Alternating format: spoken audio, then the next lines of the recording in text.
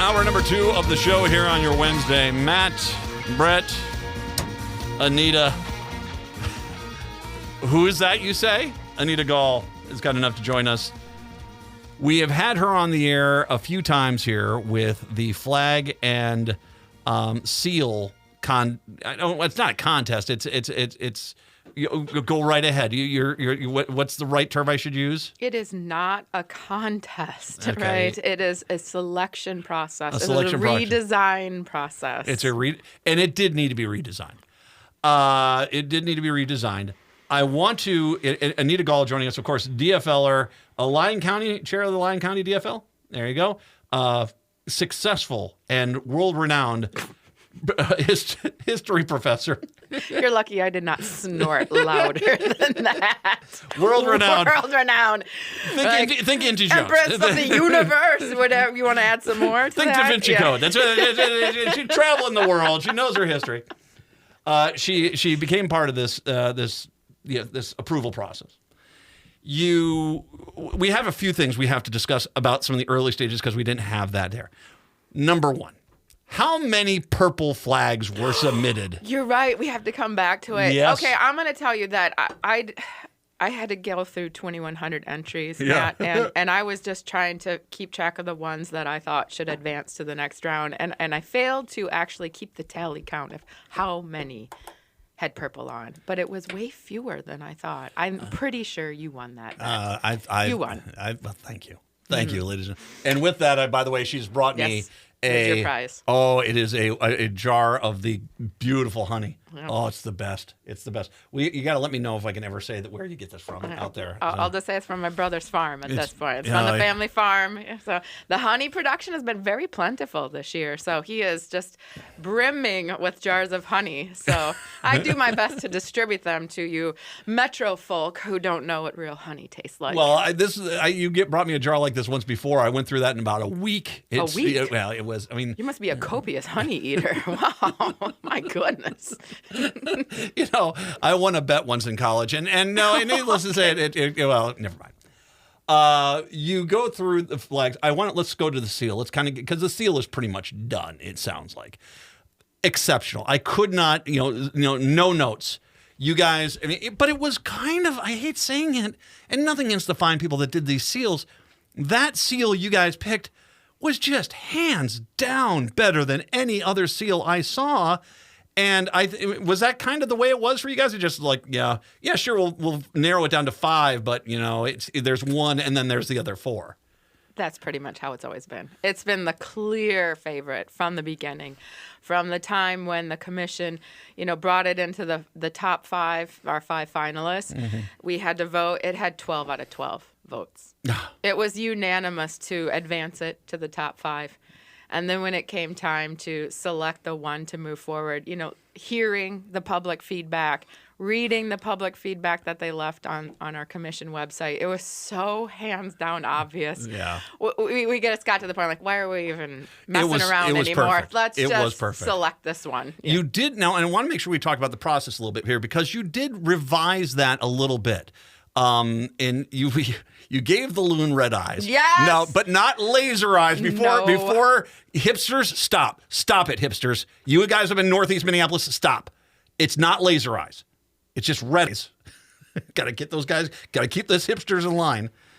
They put red eyes on it, and then they put a Native American term on that. Correct? Yes, we added the Dakota word Minnesota Makoche, which is simply the original language of the name of our state, Minnesota Makoche, the land where the sky reflects the waters. This is me saying it, not you. How many Republicans have complained about that? Oh, never mind. I don't want to. I remember the whole thing with Fort Snelling and, Badote. Oh, yes, what a travesty. Anyway, that's just me. I'm not going to go down. You don't. You stay clean. You stay. I'll be over here with my honey. Okay, I just want to say for, people who might find that questionable, that word, the Dakota word has always been on the seal. Yeah. Minnesota. Yes. That is a Dakota, or the name of our state is a Dakota word.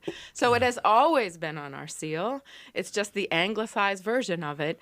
Now we are simply just rendering it in its original language and in the anglicized version. Think of it like New York, New York. right? That is a place so nice they named it twice. Well, Minnesota is so nice. We name it twice on our seal. like I said, traveling the world with her history knowledge. Well, the same thing with Bedote, which, when they all got upset about calling the Fort Snelling area Bedote, it's like, you do realize we already say Bedote. The French translated it to the English and it became Mendota. Exactly. Yep, exactly. So we already say it. You're just anglicizing a Dakota word. They're everywhere. Oh, just stop. All right. So you got that. And now, is that one done? Is that pretty much done? And there's going to be, just for logistics, there's a colorized version of it, and then there'll be a black and white version, or just a plain version, correct? Right, a plain version, because think about it, when the governor has a press conference or something, that seal is always on the front of the podium. Yeah. And it's not in color. It's in a bronzish color or whatever, a metallic color. So we just wanted to be able to see that this is what it's going to look like on front of the governor's podium, but this is what it will probably look like on documents, or if it's rendered in color. All right. Now I'm going to take a minute or so to praise you, and because we're going to go down a path here in just a second here. This makes me uncomfortable. I know. Okay. I know. You're a wonderful person. I have such respect for you. This is feeding up the old ego, because I imagine you guys, since you narrowed this down to the 3 finalists, you've heard some feedback that's been less than positive. And in the results of the final 3 that you have put out there, correct? I'm going to say I added another layer of emotional armor. And I'm ready to add yet another one after Friday when the finalist is hopefully chosen.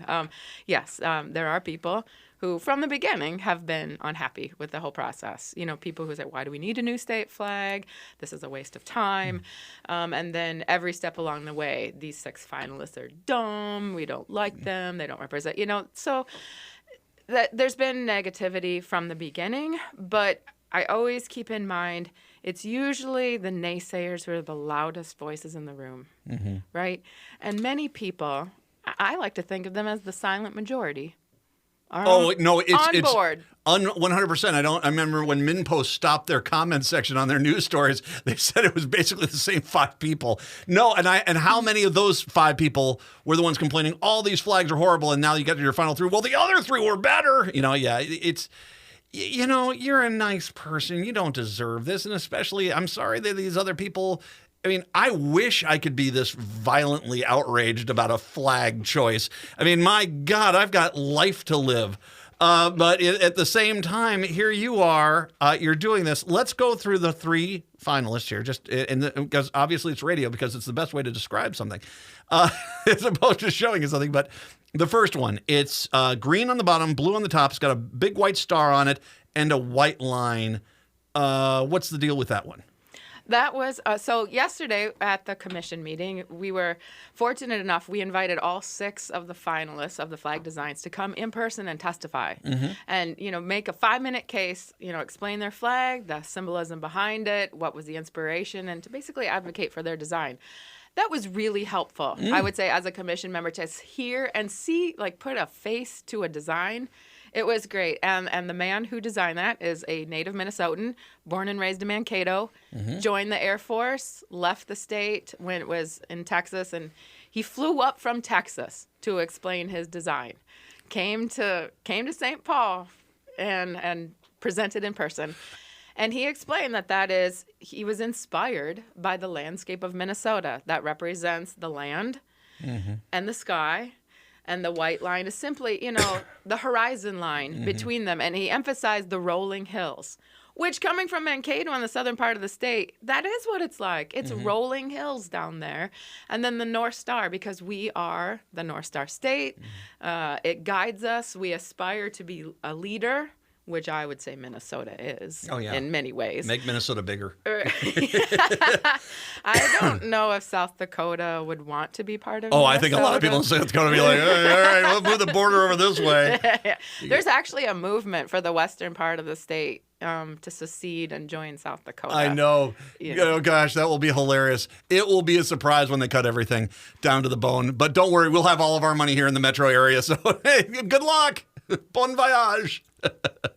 That being said, we would lose you, so that can't happen. All right, so I want to go back because this is a Texas guy. Right. How long has he lived in Texas? Oh, so he graduated from high school and then joined the Air Force and has lived in Texas ever since. So it's been decades. So obviously, I lived in Rhode Island at some point, and if Rhode Island did a flag, I could make an argument there. But does he come back up here regularly? Is it just he's decided to try to enter the contest? As I understand it, he does not come regularly, but he stays in touch with his high school friends. Two of his Mankato high school friends joined him at the commission. They were sitting in the audience, but they were there to support him. So he stays in touch with his Minnesota roots. He considers himself, he said, a native Minnesotan. But it's just that, he met his wife and he raised his family, and all his family lives in Texas. So he doesn't come here regularly except for high school reunions. But he made the trek north to present his design. I will bring up this other. I'm just being counterpoint, not in an aggressive way, but just to things. Not water though is not. Obviously that's one of the things, and even in the farm country, the rivers, the creeks, the lakes, there's still tons of them out there. Was there ever a concern that the fact that water wasn't represented in the flag when the commission was talking about this? Well, there is blue on it, and you can see the blue as sky, or you can interpret the blue as, emphasizing we are the land of 10,000 lakes. Okay. So, the beautiful thing about Matt is you can sometimes see what you want to see, right? Different people see different things in flags. So where you want it to be sky? Okay, sky. I've been on Twitter. I've been on Twitter. All right. Second flag.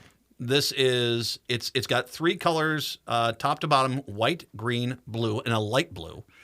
The left side of the flag is kind of a Nouveau Art Deco, maybe kind of version of the state of Minnesota in a dark blue with a very different variant of the North Star on that side. Talk a little bit about that one.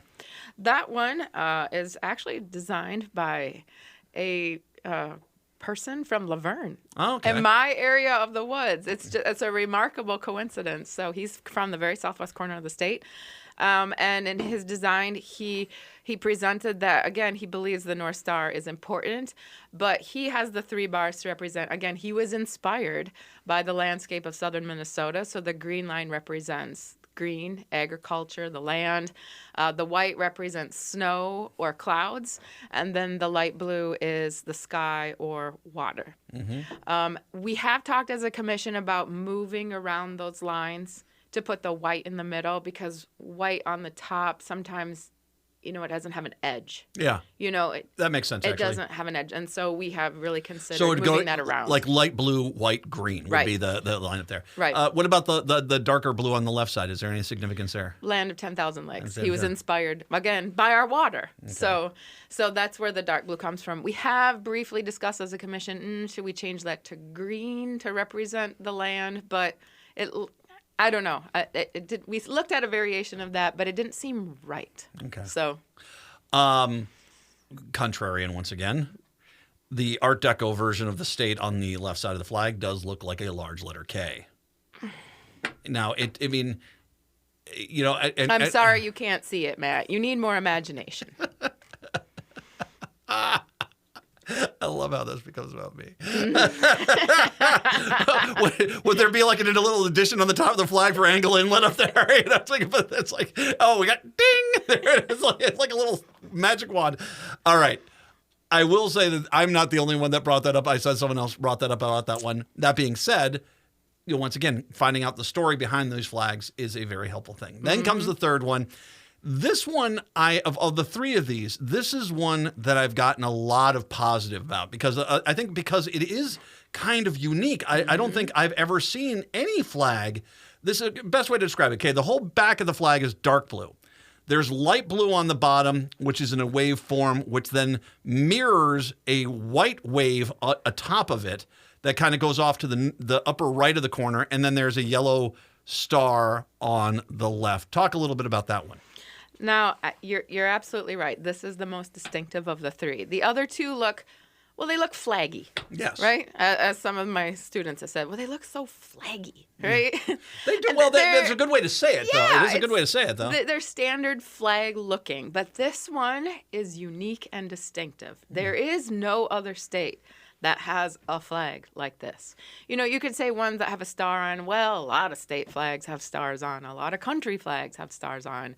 But this one has not only that star, but those swooshes, right? Yeah. And so it makes it distinctive. And now to be a contrarian to myself, I guess, since I'll take the rollover from you, right? Yeah. People have criticized it for being too modern looking. You know, will this age well, right? Did they do that in 1858 I when they're like, well, look at that modern flag over there? It's like it's with a circle and lots of words and minute details in it. This new U.S. flag, these colonies create How many a stars are you going to put on that? What is this flag? It looks so modern. Yeah. I think it does look unique. I like how, I mean, I'm presuming the white is for the sky. The blue is for the rivers, creeks, waters, lakeways. Dark blue as well can back that up. And then the North Star once again in that. Is that how the artist described it to you? There's actually many layers of symbolism on this one. And the more you look at it, the more you see. So the white swoosh and the blue swoosh it's Minnesota Makoche. It is land where the water reflects the sky. Mm-hmm. You see that? That's why it's called Mirror in the Sky. It is mirroring as is above, so is below, right? Some people see loons. Do you see loons? I see. Well, I went to everywhere I go. But I will say a loons or a mallard. I mean, definitely you see almost like a bird structure there, which I also think is great. I love when you kind of have that multiple layer to something like that. It's a multi-layered flag regarding symbolism. Mm. Some people see Aurora Borealis. Yeah, I very easily could see that there. Is there a significance because both of the waves come down to three different things, three branches? Is there something to that as well? The finalists who presented, and it's a father-son team who worked together to create this. The father was a former astronomy teacher, and the son was who works in graphic design. It was great. They were both there at the meeting, and they did not say anything about the significance of those three lines at all. They said the loon imagery that people are seeing, that wasn't their intention from the start, but people see things in different ways. Yeah. People have different, I see something that you don't see. You see something that I don't see. And people saw loons. Maybe people were just so wishful thinking that we want a loon on the flag that they saw loons in it. Let's go back down to laser loon thing. I will say of the three, that's my favorite. Of the three that have been selected, that is my favorite because it is so different. It would be if you are wearing a shirt like that in California, most people would eventually figure out, oh, that's a Minnesota flag. And I could see other states trying to copy it on this. Now, let's talk about one particular flag, which I don't know if I was just in a bubble or if there was Olympic, host city kind of hijinks going on with your commission. Sorry. But the star snowflake flag, blue had a snowflake star. That was my absolute favorite of the final six. Pretty much everyone I knew thought it was one or two on the list. This, by the way, the wave one was the other one. These are the two that were really kind of the more popular ones that I saw. I was somewhat stunned when that flag wasn't included in there. Now, the question is, am I in a bubble? Just did I know the people that, that was resonating with and a lot of other people it wasn't resonating with?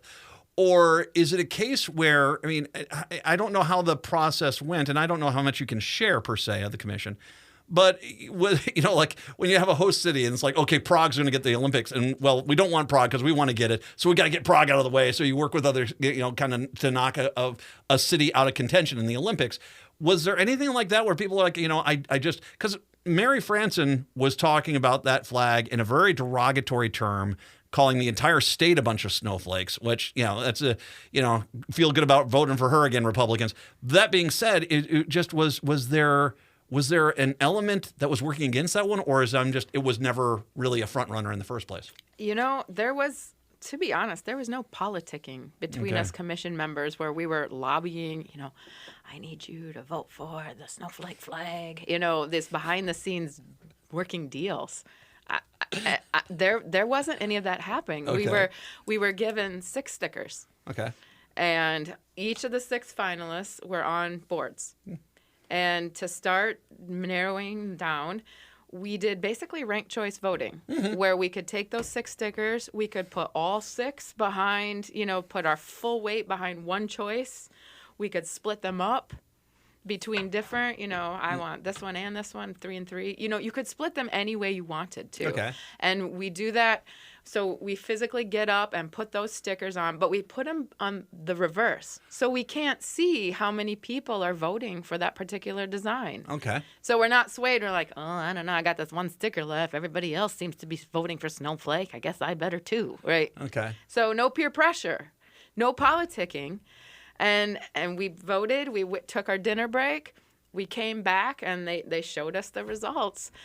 And Snowflake wasn't in top 3. No. And to be honest, I was surprised too. Because in the previous, to get to the final 6, it had been one of the top contenders. I know it's not political, but I do wonder, because Republicans, there were multiple Republicans who say, you're putting a snowflake on there, and they have turned that term into a negative connotation. I wonder if there was people that were trying to shy away from that, because I thought that was the front runner on a lot of these cases. I will say this, I am in a bubble too. Sometimes you are convinced of something, and then all of a sudden you come to the reality. Can you share with me, of the 3 flags that you got left, which was the top vote getter by the commission? Can you or not? Or would you rather not to? No, it's public. I'm sure you just watch all of our commission meetings are recorded, are open meeting laws, and it was never a secret. The top one was 1953, which is the stylized Minnesota, the K, which you insist on seeing, right? But it's the one with the stylized Minnesota. But it was close. It wasn't a clear, far and away favorite by the commission. The top 3 were all very close. Well, and then of course, obviously, now that you've gotten rid of 3, those votes will go to something else, and so and I'm presuming there wasn't one, as you said, all these were close. There was a few votes, 1 or 2 this way or that way. It really wasn't. It wasn't. No, there wasn't one no limping in. Far and away winner. I mean, they were all fairly within a few votes of each other. Okay. But we decided, like, we're just going to work with the top 3. All right. We can't keep dealing with 6. There's just too. We have to narrow down. That's our job. So. The process here. Friday, you're picking the one that's going to be we want to be careful here, because it's not going to necessarily be the winner, but it's the one that you've chosen to try to work with to try to get a winner out of, correct? Right. So Friday we come together again to try winnow down these 3 to the finalists. Because even these 3, people wanted to see modifications. Like, well, what if we change the star? Or like on the Minnesota, stylized Minnesota flag, moving the stripes so that it's a blue on top, right?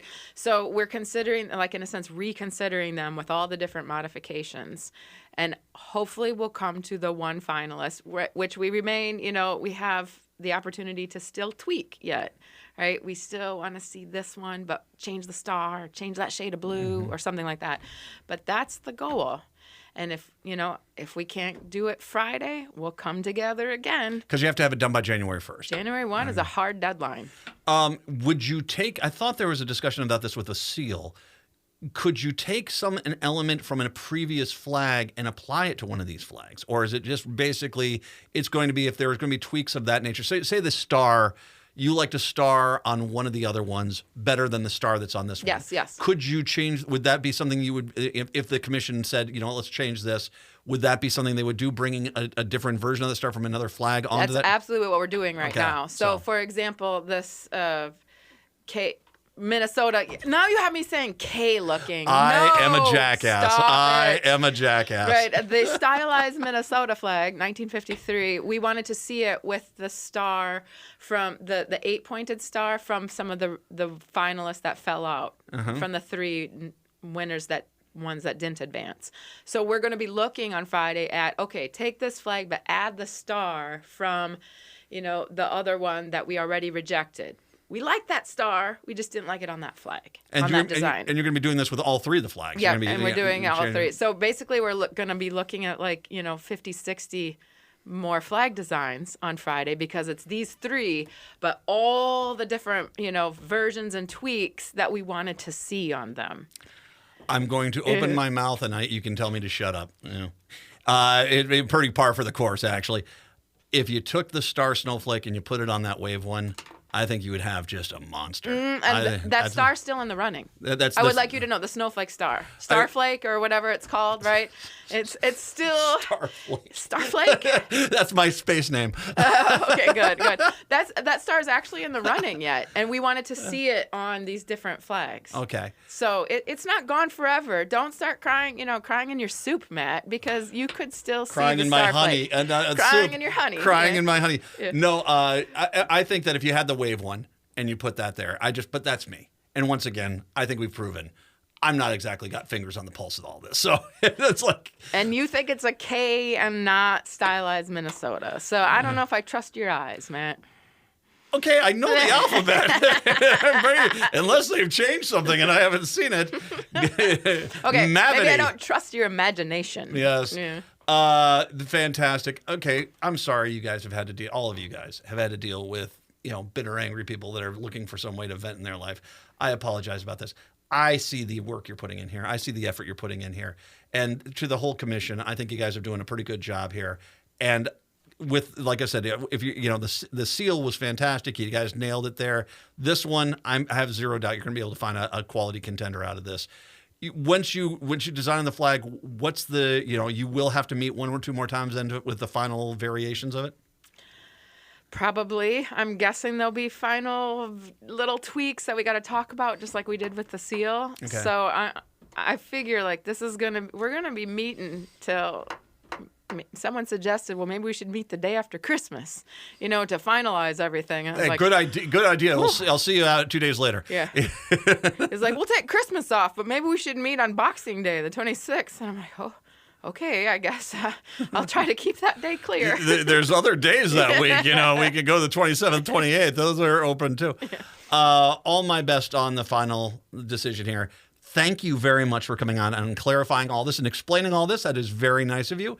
Thank you very much for the honey. You're welcome. And you are fantastic. I am such a big fan. And like I said, we're by the way, I just want to do a quick little preview of this.